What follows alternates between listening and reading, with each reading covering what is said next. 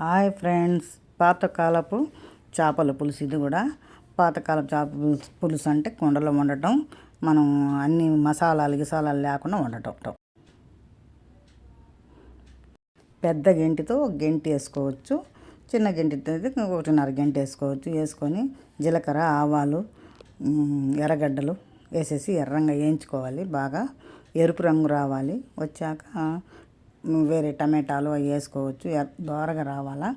కూర కూడా సన్న మంట మీదే వండాలా. ఉప్పు, కారం, పసుపు కరెక్ట్గా ఉంటేనే చేపల పులుసు. మామూలుగా అయితే చెడిపోద్ది.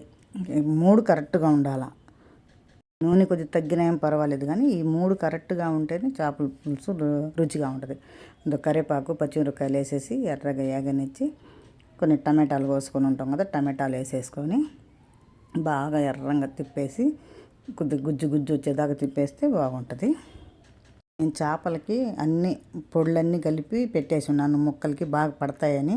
పసుపు, ఉప్పు, కారం, ధనియాల పొడి, ఆవాలు, మెంతుల పొడి అన్నీ కలిపి పెట్టేసాను. ఉప్పుతో కూడా కలిపి పెట్టేశాను. అవి అయితే బాగా పట్టేసి బాగా కారంగా బాగుంటాయి. చింతపండు పులుసు వేసేసి ఆ తర్వాత ముక్కలు వదిలేస్తాం.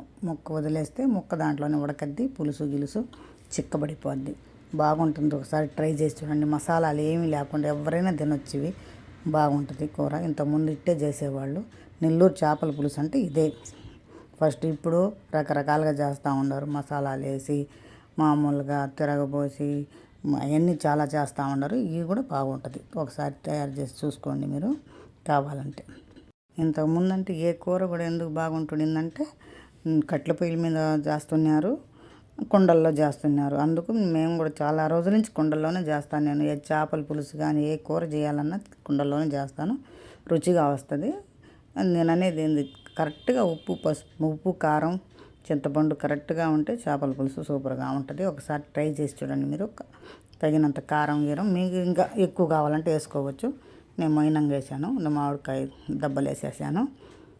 కొత్తిమీర చల్లేస్తున్నాను. ఎంత సూపర్గా వచ్చింది చూడండి. కూర బాగుంటుంది. మీరు ట్రై చేసి చూడండి. అదేం ఇంట్లో చేపలు తెచ్చి చేసుకునేదాన్ని ఈజీ కూడా ఉంటుంది. ఏమీ వేయలేదు నేను.